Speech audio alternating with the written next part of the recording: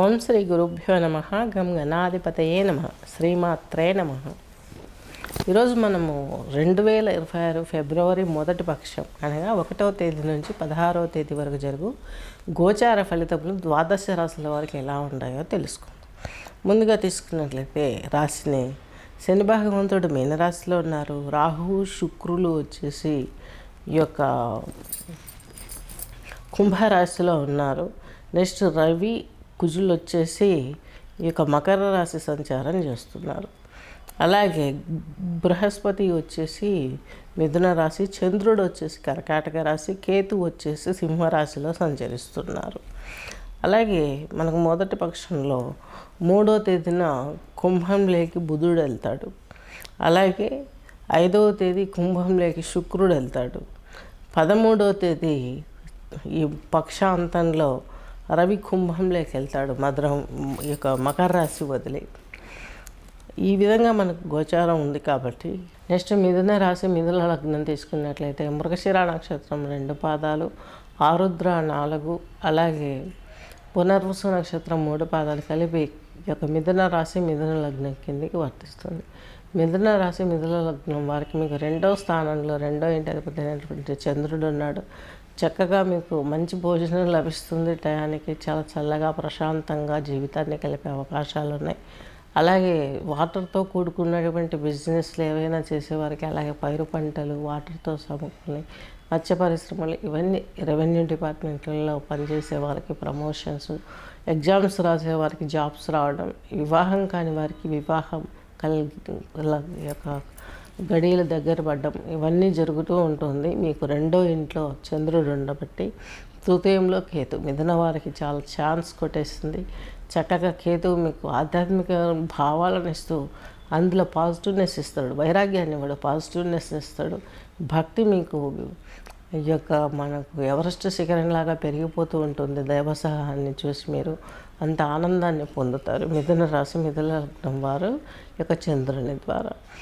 Next వచ్చేసి కుజుడు వచ్చేసి మీకు 8వ ఇంట్లో ఉన్నాడు మిథున రాశి వారికి. ఇక్కడ తీసుకున్నట్లయితే కుజుడు మీకు అష్టమ కుజుడు కొన్ని ప్రాబ్లమ్స్ ఇస్తాడు. 13వ తేదీ వరకు కూడాను రవి కూడా అక్కడే ఉంటాడు. మీకు తృతీయ స్థానాధిపతి సిబ్లింగ్స్తో కొన్ని ప్రాబ్లమ్స్ రావడం, ఇద్దరు మిత్రులు, ఒకరు రాజు ఒకరు సైన్యాధిపతి కుజుడు.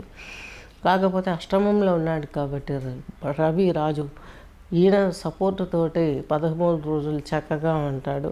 ఈయన మరలా రాశి మారేంతవరకు కొన్ని ప్రాబ్లమ్స్ మిథున రాశి వారు ఫేస్ చేసే అవకాశాలు స్పష్టంగా ఉన్నాయి. మిథున రాశి వారికి దశమంలో శని ఉన్నాడు కాబట్టి ఉద్యోగంలో నింపాదిగా వచ్చే సూచనలు ఎక్కువగా కనిపిస్తున్నాయి. రాహు శుక్రుడు వచ్చేసి మీకు మిథున రాశి వారికి భాగ్యస్థానంలో ఉన్నారు. భాగ్యంలో శుక్రుడు యోగించాలి.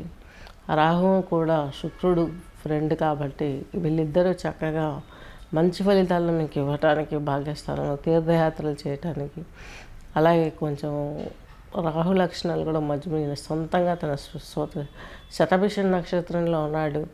తను శుక్రుని కంటే ఎక్కువే ఇబ్బంది పెట్టే అవకాశాలు కనిపిస్తున్నాయి. కాబట్టి కొంచెం తాతలు తండ్రులు వాళ్ళ యొక్క అన్హెల్త్ ప్లస్ శుక్రుడు ఉన్నాడు కాబట్టి మీకు మిథున రాశి వారికి వ్యయాధిపతి, పంచమాధిపతి, పెద్దవాళ్ళ ఆదరణ దండన, వాళ్ళు ఏదైనా మీకు గిఫ్ట్ రూపంలో ఆస్తిపాస్తులు ఇవ్వడం, ఇలాంటివి జరిగే అవకాశాలు చాలా స్పష్టంగా గోచరిస్తున్నాయి. శని భగవంతునికి ఒక్కసారి తైలాభిషేకం చేయించుకోవడం యొక్క మిథున రాశి మిథున లగ్నం వారికి మంచిది. ఎందుకనగా మీకు ఈయన అష్టమాధిపతి భాగ్యాధిపతి దశమ కేంద్రంలోకి వెళ్ళిపోయాడు. ఉద్యోగంలో కష్టాలు అనేటివి ఎదురవుతాయి. వాటి నుంచి బయటపడాలంటే శనికి తైలాభిషేకం చేయించుకొని నువ్వులు పావురాలకు కానీ కాకులకు కానీ బియ్యంతో కలిపిన నువ్వులు దానంగా వేసేసినట్లయితే మీకు చాలా వరకు పరిస్థితులు సక్రమంగా వచ్చే అవకాశాలు ఉన్నాయి. అలాగే దశరథ కృత శని స్తోత్రాన్ని మీరు నిత్యం పారాయణ చేసుకోగలిగితే మంచి జరుగుతుంది. ఏది ఏమైనప్పటికీ కూడా ఒకసారి జాతకం వెరిఫై చేసుకుంటే మేము మీకు ఈ యొక్క మ్యూజిక్ థెరపీ, యోగా థెరపీ ద్వారా, అలాగే అస్ట్రాలజీలో పూజలు పురస్కారాల ద్వారా మీకు ఈ 3 ప్రొవైడ్ చేయగలుగుతాము. చక్కగా మీ జీవితాన్ని మీరు మార్చుకోగలరు. స్వస్తి.